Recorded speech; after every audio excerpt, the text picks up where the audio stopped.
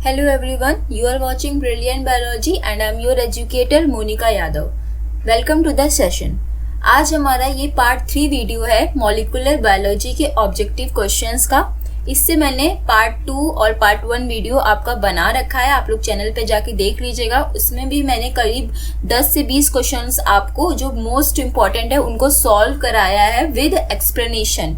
आज ये हमारा पार्ट 3 वीडियो है, इसमें भी हम लोग 10 क्वेश्चंस को सॉल्व करेंगे और साथ में साथ इसके पीछे जो कॉन्सेप्ट है उसको भी समझते जाएंगे। मान लीजिए ऐसा क्वेश्चन आ रहा है या इससे रिलेटेड क्वेश्चन आ रहा है तो कॉन्सेप्ट की हेल्प से आप उन्हें सॉल्व कर पाओगे। तो चलिए वीडियो को स्टार्ट करते हैं बिना देरी करे हुए। यहाँ पर पहला क्वेश्चन आपको डिस्प्ले हो रहा है जिसमें लिखा है the sigma factor is a component of. यहाँ पर बात हो रही है, बहुत ही एकदम स्पेसिफिक कर दिया है, सिग्मा फैक्टर पूछ लिया है। अगर आपने इससे पहले मेरे चैनल पे जो वीडियो है ट्रांसक्रिप्शन का उसको देखा होगा या फिर आपने ट्रांसक्रिप्शन की प्रोसेस पढ़ी होगी तो आपको पता होगा कि ट्रांसक्रिप्शन में क्या होता है। ट्रांसक्रिप्शन में जो आपका डीएनए होता है वो आपका बनाता है एमआरएनए। ये कैसे बनता है? डीएनए से एमआरएनए बनता है with the help of enzyme जिसका नाम है आरएनए पॉलीमरेज एंजाइम। ठीक है, जैसे डीएनए से डीएनए जब सिंथेसिस होती है, डीएनए से डीएनए जब खुद बनता है तो उस प्रोसेस को हम कहते हैं रेप्लिकेशन और वो कराता है आपका डीएनए पॉलीमरेज। वैसे ही जब डीएनए से एमआरएनए की सिंथेसिस होती है तो वो प्रोसेस होता है ट्रांसक्रिप्शन और उसको कराता है आपका आरएनए पॉलीमरेज एंजाइम।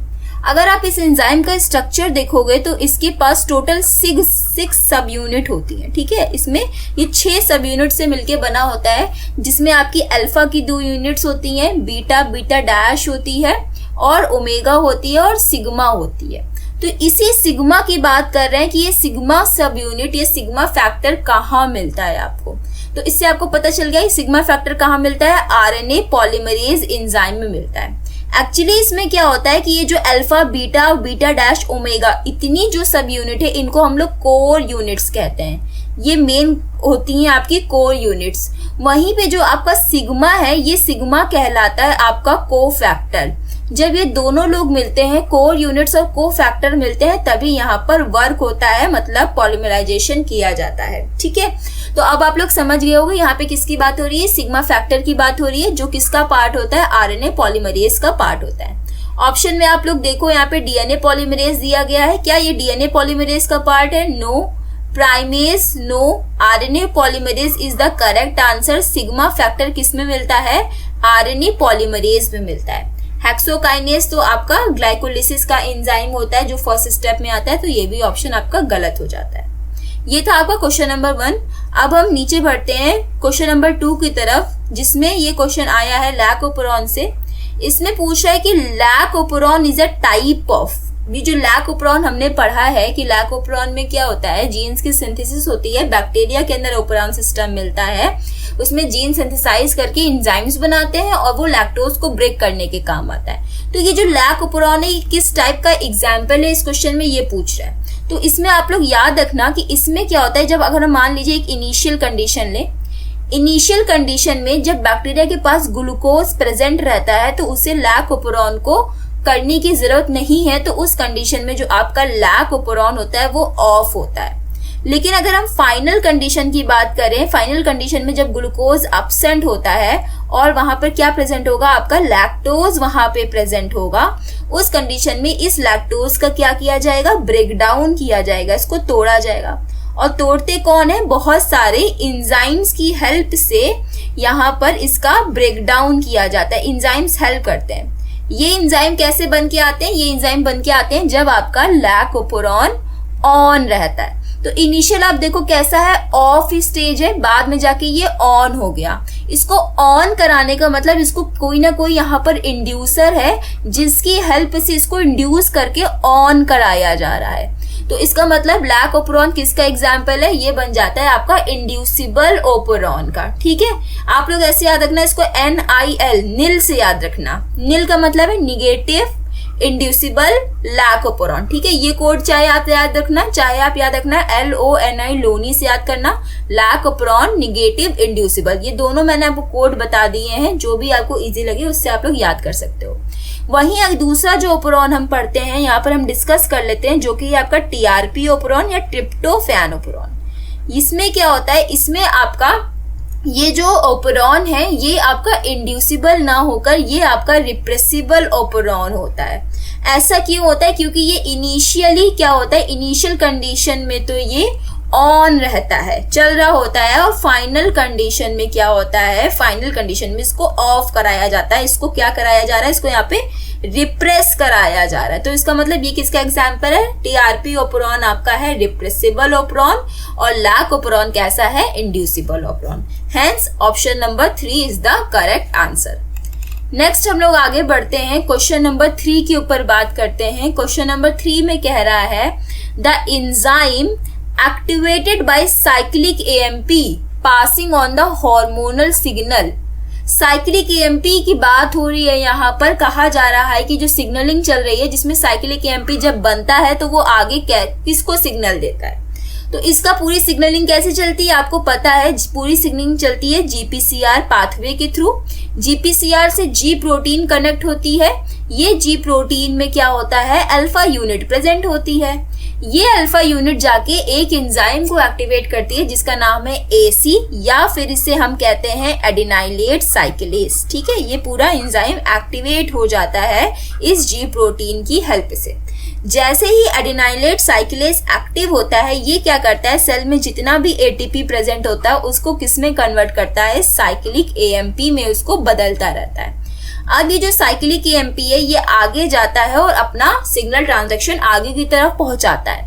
उस केस में क्या होता है, यहाँ पर साइटोसोलिक रीजन में आपकी एक प्रोटीन प्रेजेंट होती है, एक एंजाइम प्रेजेंट होता है जिसका नाम है PKA, प्रोटीन काइनेज A। इसके पास 2 रेगुलेटरी यूनिट होती है, 2 कैटालिटिक यूनिट होती है। तो ये जो CMP मॉलिक्यूल होता है ये रेगुलेटरी यूनिट से जाके बाइंड कर देता है और उसकी वजह से क्या होता है, यहाँ पर रेगुलेटरी यूनिट अलग हो जाती हैं और कैटालिटिक यूनिट अलग हो जाती हैं। अभी जब तक ये दोनों जुड़ी थी ये एंजाइम आगे काम नहीं कर सकता था, नो फंक्शन, ये आगे कोई काम नहीं कर पा रहा था क्योंकि दोनों यूनिट्स इसकी जुड़ी थी। रेगुलेटरी यूनिट्स ने कैटालिटिक यूनिट्स को रोक के रखा था। लेकिन जैसे ही सेल में साइक्लिक AMP बना और ये साइक्लिक AMP आपका जाके यहाँ पर रेगुलेटरी यूनिट से बाइंड कर गया, ये सारी यूनिट्स फ्री हो गई और अब कैटालिटिक यूनिट आगे क्या करेंगी, काम करके यहाँ पे फंक्शन करेंगी और आपका सिग्नल आगे मैसेज पहुंचाता जाएगा और रिस्पॉन्स क्रिएट हो जाएगा फाइनली। तो यहाँ पर क्या पूछ रहा था, यहीं पे ये पूछ रहा था कि साइक्लिक AMP आगे किसको मैसेज पहुंचाता है। तो फिगर में देखिए आप लोग, जो साइक्लिक AMP है वो आगे पहुंचाता है मैसेज प्रोटीन काइनेज A को। तो यहाँ पर पहला ही ऑप्शन आपका दिख रहा है प्रोटीन काइनेज A, जो इसका करेक्ट आंसर है। ठीक है, ये आपको समझ में आ गया होगा। वहीं पर एक ऑप्शन भी दिख रहा है आपको प्रोटीन काइनेज C, ये कब आएगा, ये इन्वॉल्व होगा आपका डैग और IP3 पाथवे में। ठीक है, ये आप लोग याद रखना कि अगर डैग और IP3 वाला सेकंड मैसेंजर को लेकर पूछा है तो उसमें प्रोटीन काइनेज C है, अगर साइक्लिक AMP को पूछा है तो उसमें प्रोटीन काइनेज A है। ठीक, नेक्स्ट क्वेश्चन है क्वेश्चन नंबर 4। इसमें पूछ रहा है आपसे which of the following enzyme can break the PIP2 into IP3 and DAG. ठीक है, ये मैंने इससे पहले भी शायद आपको सॉल्व कराया होगा इसी से रिलेटेड क्वेश्चन। उसमें मैंने बताया था कि PIP2 क्या है, आपका एक लिपिड है। इस लिपिड को तोड़ना है, किस में तोड़ना है, IP3 में तोड़ना है और डैग में तोड़ना है। तो कौन सा एंजाइम इसको हेल्प करता है, यहाँ पर आपका आता है PLC एंजाइम। PLC का फुल फॉर्म है फॉस्फोलाइपेज C। तो ये आपका 4th ऑप्शन करेक्ट है। इस एंजाइम की हेल्प से लिपिड को तोड़ दिया जाता है IP3 और डैग में, और ये दोनों ही आपके क्या हैं, सेकेंड मैसेंजर्स हैं। ठीक है, तो यहाँ पर आप बाकी ऑप्शन देख लो, मैच नहीं कर रहा है, हाइड्रोलेज नहीं, हेक्सोकाइनेज नहीं, आइसोमरेज नहीं, phospholipase C is the correct answer. फिर 5th क्वेश्चन पूछ रहा है, ये थोड़ा हिस्ट्री से रिलेटेड है कि किसने डिस्कवरी की थी सबसे पहले सेकेंड मैसेंजर में, और उसमें से भी सबसे पहले डिस्कवरी किसकी हुई थी, साइक्लिक AMP की हुई थी। तो इसमें जो साइंटिस्ट का नाम है, इसमें कोई भी कॉन्सेप्ट वाली तो बात है नहीं, आपको बस इसको रटना है, याद करना है। साइंटिस्ट थे आपके अर्ल वल्बर सुदरलैंड। ठीक है, ये आपके साइंटिस्ट थे जिन्होंने सबसे पहले साइक्लिक AMP की डिस्कवरी की थी। नेक्स्ट यहाँ पर है, आप देख लो यहाँ पर हरविंद गोविंद खुराना है, इससे रिलेटेड नहीं है। कॉर्नबर्ग आपके डीएनए पॉलीमरेज से रिलेटेड है, गैसेट भी इससे रिलेटेड नहीं है, तो बाकी ऑप्शन इनकरेक्ट है। 6 नंबर का क्वेश्चन कह रहा है, ये भी लैक ओपरॉन से क्वेश्चन बना है और इसमें ये कहा जा रहा है कि लैक वाई जो जीन होता है वो क्या कोड करता है। ठीक है, बहुत ही स्पेसिफिक कर दिया है। पहले तो हम लोग इसका ओपरॉन का डायग्राम देख लें कैसा था। यहाँ पे था लैक जेड जीन, यहाँ पे वाई था, यहाँ पे ए था, ये आपका प्रमोटर था यहाँ पर। ठीक है, ऑपरेटर था, प्रमोटर था, ये था, इधर रेगुलेटर था। ठीक है, ये इतनी चीजें थी। तो यहाँ पर मैंने बोला था कि जो लैक जेड जीन होता है ये करता है बीटा गैलेक्टोसाइडेस, ये बीटा गैलेक्टोसाइडेस को बनाता है। वहीं जो वाई होता है वो आपका होता है लैक परमिएस या लैक्टोज परमिएस, और जो आपका ए होता है ये होता है ट्रांस एसिटाइलेस, ट्रांस एसिटाइलेस। ठीक है, तो आपको आंसर मिल गया होगा कि जो वाई वाला है, ये वाई वाला क्या बना रहा है, लैक्टोज परमिएस, मतलब लैक्टोज की एंट्री के लिए ये वाला आपका होता है। हेंस आंसर आपका कौन सा सही होगा, सेकंड नंबर का आपका ऑप्शन सही है, ट्रांस एसिटाइलेस, जो कि बनाता है लैक ए, और ये क्या करता है, डिटॉक्सिफाई करता है चीजों को। बीटा गैलेक्टोसाइडेज आपका बनाता है लैक जेड, ये लैक्टोज का ब्रेकडाउन करता है, और परमिएज जो कि बनाता है आपका लैक वाई, ये एंट्री करवाता है, ट्रांसपोर्टर होता है। ठीक है, ठीक है, तो ये हो गया हमारा क्वेश्चन नंबर 6। अब हम लोग मूव करते हैं क्वेश्चन नंबर 7 की तरफ, जिसमें आपसे कह रहा है which is of the following is not a part of lac operon. ठीक है, बहुत इजी सा क्वेश्चन है कि लैक ओपरॉन में क्या क्या नहीं होता है। ऑपरेटर होता है, यस। प्रमोटर होता है, यस। स्ट्रक्चरल जीन्स होते हैं, यस। कौन नहीं होता है उसका पार्ट, रेगुलेटर नहीं होता है, क्योंकि इसका खुद का प्रमोटर होता है, ये लैक ओपरॉन के प्रमोटर से कनेक्ट नहीं रहता है। तो कौन पार्ट यहाँ पे नॉट पूछ रहा है, तो is the fourth is the इसका करेक्ट ऑप्शन है। ठीक है, क्वेश्चन नंबर 8 है, जिसमें पूछ रहा है कि जो ओकाजाकी फ्रेगमेंट्स बनते हैं वो किस प्रोसेस में बनते हैं। अब जिसने डीएनए रेप्लिकेशन पढ़ा होगा उसको फट्टे से याद होगा ओकाजाकी फ्रेगमेंट्स कहाँ बनते हैं, कैसे बनते हैं। एक शॉर्ट रिव्यू में आप लोग समझिए कि डीएनए जो होता है वो हमारा डबल स्टैंडर्ड होता है और इसका रेप्लिकेशन होता है, मतलब ये दोनों स्टैंड पहले सेपरेट होंगे, फिर एक अपनी न्यू कॉपी बना लेंगे यहाँ पर। ठीक है, ये हमारा है ओल्ड स्टैंड, जो मैंने ब्लू से बनाया है ये ओल्ड है, और जो मैंने पिंक से बनाया है वो है इसका न्यू स्टैंड। ठीक है, अब इसका जो रेप्लिकेशन होता है ना, इसमें बनती है रेप्लिकेशन फॉर्क आपकी, तो इसका डायरेक्शन है 5' to 3', इसका है 3', इसका है 5' to 3'। अब आपको पता है कि डीएनए रेप्लिकेशन की जो सिंथेसिस होती है वो हमेशा 5 से 3 की डायरेक्शन में जानी चाहिए, यही इसका रूल है ना। तो यहाँ पे आप देखोगे कि यहाँ से 5 से 3 आराम से ये बन जाएगा, लेकिन ये चीज यहाँ पर नहीं आएगी, इस तरफ से ये दिक्कत होगी। तो यहाँ पे छोटे छोटे फ्रेगमेंट्स में सिंथेसाइज होता है, पहले यहाँ से 5'3 बनेगा, फिर इसके पीछे से 5'3 बनेगा, फिर इसके पीछे से 5'3 बनेगा। तो ये जो छोटे छोटे फ्रेगमेंट्स बन रहे हैं ये बनते हैं आपके लैगिंग स्ट्रैंड पे, और इन्हीं फ्रेगमेंट्स को हम कहते हैं ओकाजाकी फ्रेगमेंट्स।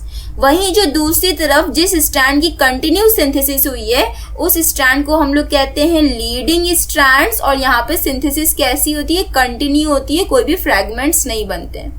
वहीं दूसरी तरफ लैगिंग स्ट्रैंड पे छोटे छोटे से फ्रैगमेंट्स बनते हैं जिन्हें हम लोग ओकाजाकी फ्रैगमेंट्स कहते हैं। ये प्रोसेस क्या है, ये प्रोसेस है डीएनए रेप्लिकेशन का।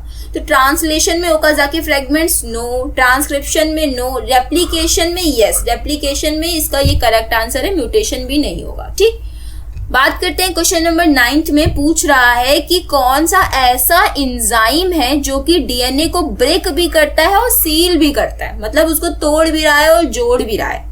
तो पहला ऑप्शन है हेलिकेस। हेलिकेस तो हमें पता है, हेलिकेस क्या करता है, हाइड्रोजन बॉन्ड को तोड़ता है और वहां पे डीएनए के दोनों स्ट्रैंड्स को सेपरेट करता है। ठीक है, ये तोड़ता है, ये जोड़ता नहीं है भैया। इंडोन्यूक्लियस, इंडो का मतलब अंदर की तरफ और न्यूक्लियस का मतलब कोई भी एक ऐसा डीएनए आरएनए जिसको काटा जा रहा है, वहां से तोड़ा जा रहा है। तो ये भी सिर्फ क्या कर रहा है, ये सिर्फ ब्रेक कर रहा है डीएनए के फॉस्फोडाइस्टर बॉन्ड को बीच से, ये जोड़ नहीं रहा है। Topoisomerase 2, yes it is the correct answer, because topoisomerase 2 के पास दोनों ही प्रॉपर्टी होती हैं। इसके पास यहाँ पर जोड़ने की भी प्रॉपर्टी होती है और इसके पास यहाँ पर ज्वाइंट करने की भी प्रॉपर्टी है और ब्रेक करने की भी प्रॉपर्टी है।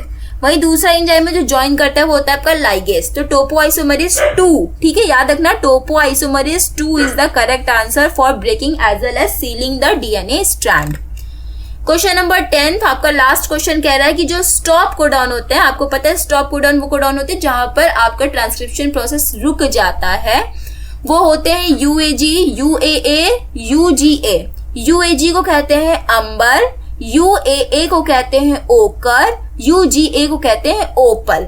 ये तीनों सीक्वेंस का नाम है स्टॉप कोडॉन। इनको और किस नाम से जाना जाता है? स्टार्ट कोडॉन नहीं, ये हमारा होता है एयूजी। मीटिंग कोडॉन ये क्या होता है? ओवरलैपिंग कोडॉन तो कभी होता ही नहीं है। And nonsense codon is the correct answer, because ये कोई सेंस ही नहीं दे रहे ना, यहाँ पर आगे आपका प्रोसेस रुक जा रहा है, आरएनए पॉलीमरेज बेचारा आगे नहीं बढ़ रहा है, नॉनसेंस तरीके से वहां पर चीजें रुकी जा रही हैं, इस वजह से ये हो गया हमारा नॉनसेंस कोडॉन। ठीक है, स्टॉप कोडॉन को हम लोग नॉनसेंस कोडॉन भी कहते हैं। सो ये थे हमारे मोस्ट इंपॉर्टेंट 10 क्वेश्चन जो आपके पार्ट 3 वीडियो में मैंने कवर किए हैं। आप लोग इसके पहले का पार्ट वीडियो जरूर देख लीजिएगा और एग्जाम की तैयारी अच्छे से करते रहिए। वीडियो पसंद आया है तो अपने क्लासमेट्स के साथ, अपने फ्रेंड्स के साथ इसे शेयर करिए और लाइक करिए, सब्सक्राइब करिए, और मोस्ट इंपॉर्टेंट चीज क्या है कि बेल आइकन को प्रेस कर दीजिएगा, जिससे आपको आने वाले वीडियो के अपडेट्स मिलते रहें। Thank you everyone, bye bye.